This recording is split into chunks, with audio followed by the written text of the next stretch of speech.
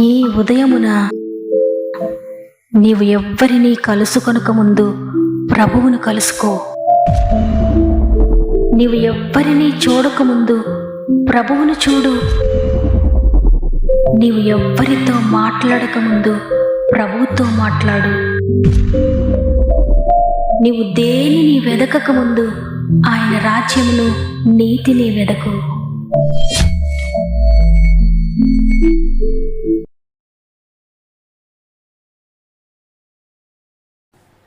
Praise the lord. ఈ ఉదయకాలమున God first అనే ఉదయకాల ధ్యానములకు మిమ్మల్ని ప్రేమతో ఆహ్వానిస్తూ ప్రభువైన యేసుక్రీస్తు నామములో మీ అందరికీ నా యొక్క ప్రత్యేకమైన శుభములు తెలియజేస్తున్నాను. ప్రియ దేవుని బిడ్డలారా, ప్రభు కృపను బట్టి మీరంతా బాగున్నారు కదా. ఈ ఉదయాన సజీవులుగా లేచి దేవుని స్తుతించి గొప్ప భాగ్యం ఇచ్చిన దేవాది దేవునికి మొదటిగా హృదయపూర్వకంగా కృతజ్ఞత చెల్లిస్తున్నాను. తన వాక్యం ద్వారా క్రీస్తును పోలి నడుచుకోవడానికి ఆయన మనకు మరల ఇస్తున్న ఈ అవకాశాన్ని తప్పక సద్వినియోగం చేసుకోవాలని నేను మిమ్మల్ని కోరుతున్నాను. మీరు ఎప్పుడైతే ఆత్మలో ఉన్నత స్థితికి వెళ్తారో తప్పక శారీరకంగా కూడా అన్ని విషయాల్లో మీరు వర్ధిల్లుతారు దేవుని బిడ్డలారా. కాబట్టి ఏది ఏమైనా దేవుని విడిచిపెట్టకండి.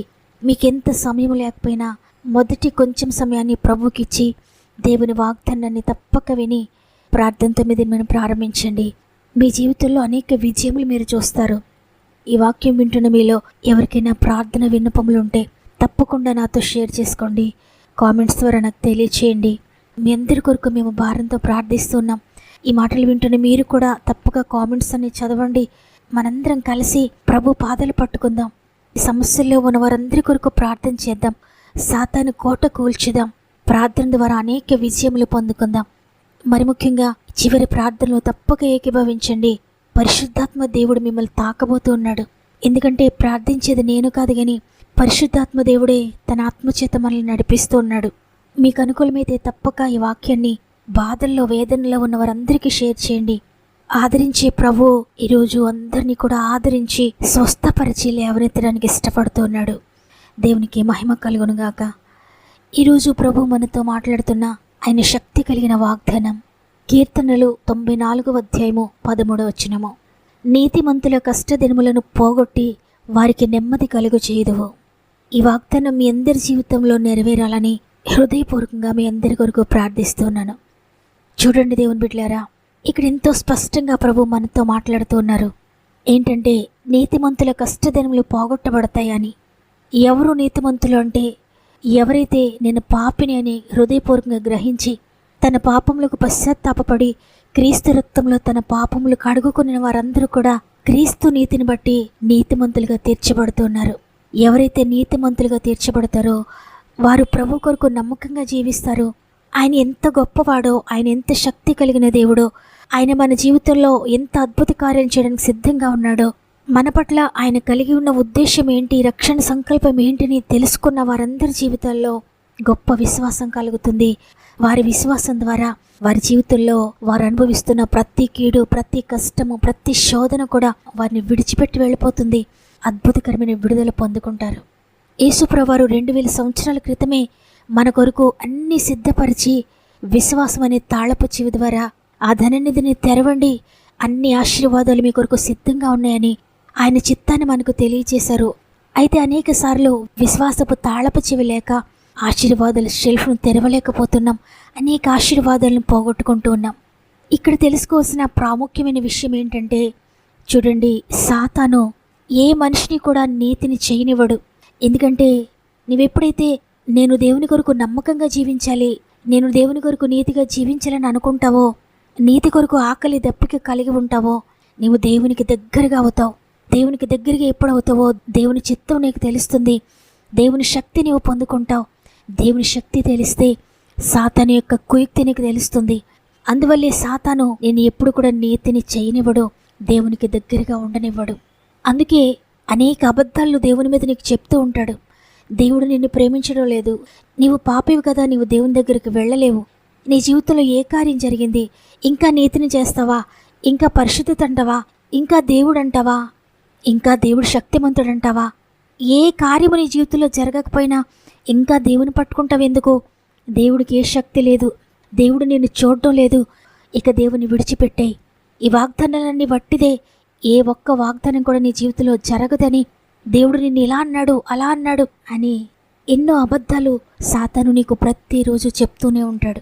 సాతాను చెప్పే ఈ అబద్ధాలను బట్టి అప్పటి వరకు దేవునికి దగ్గరగా ఉన్న నీవు కొంచెం అవిశ్వాసంతో, అవును దేవుడు నన్ను పట్టించుకోవడం లేదేమో అని ఆలోచన కలిగి దేవునికి దూరం అవుతావో, వెంటనే సాతాను నాకు దొరికింది లేక నాకు దొరికాడని నిన్ను పూర్తిగా స్వాధీనం చేసుకుంటాడు.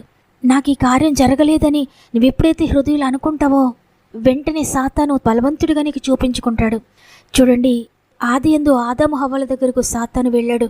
దేవుడు ఆదాము హవ్వలకు ఇచ్చిన గొప్ప అధికారాన్ని నిర్వీర్యం చేశాడు.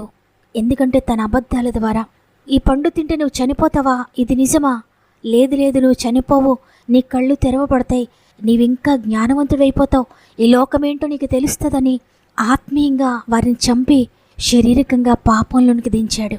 అదేవిధంగా ఈరోజు నీ జీవితంలో కూడా సాతాను కలిగించబోతున్నాడు.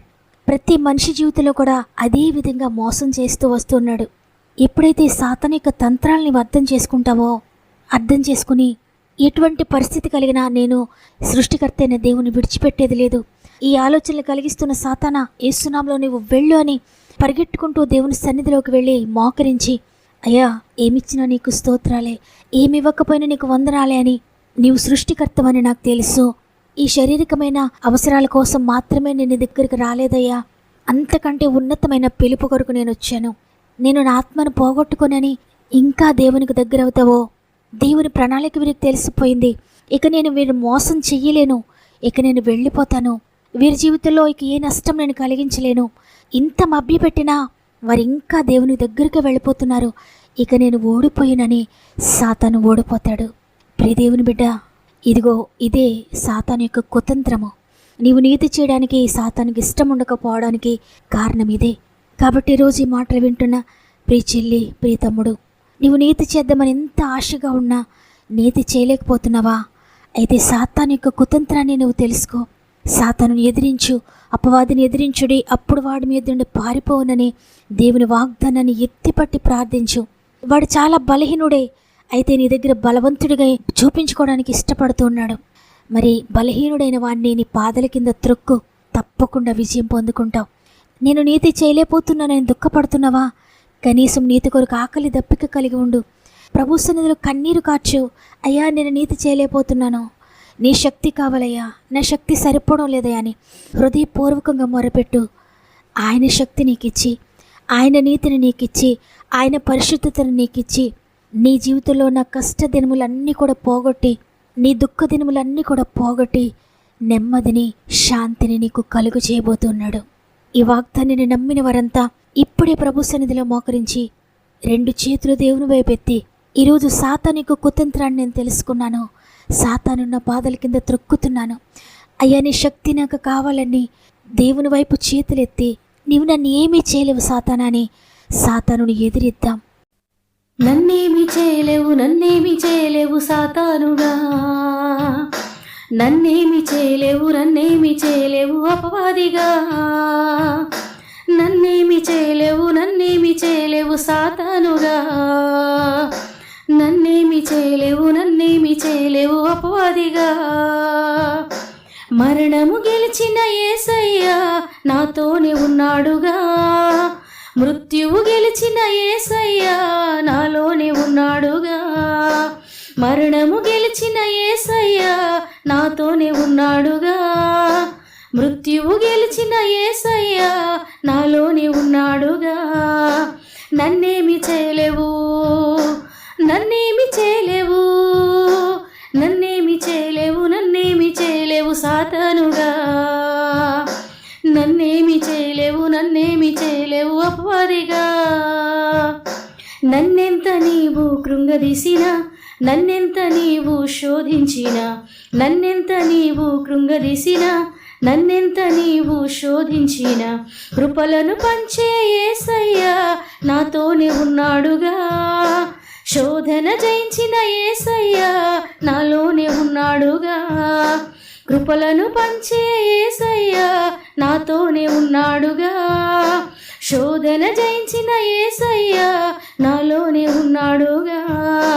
నన్నేమి చేయలేవు, నన్నేమి చేయలేవు, నన్నేమి చేయలేవు, నన్నేమి చేయలేవు సాతానుగా.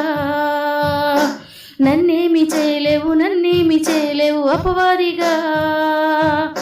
మరణము గెలిచిన యేసయ్యా నాతోనే ఉన్నాడుగా. మృత్యువు గెలిచిన యేసయ్యా నాలోనే ఉన్నాడుగా. మరణము గెలిచిన యేసయ్యా నాతోనే ఉన్నాడుగా. మృత్యువు గెలిచిన యేసయ్యా నాలోనే ఉన్నాడుగా. నన్నేమి చేయలేవు, నన్నేమి చేయలేవు, నన్నేమి చేయలేవు, నన్నేమి చేయలేవు సాతానుగా.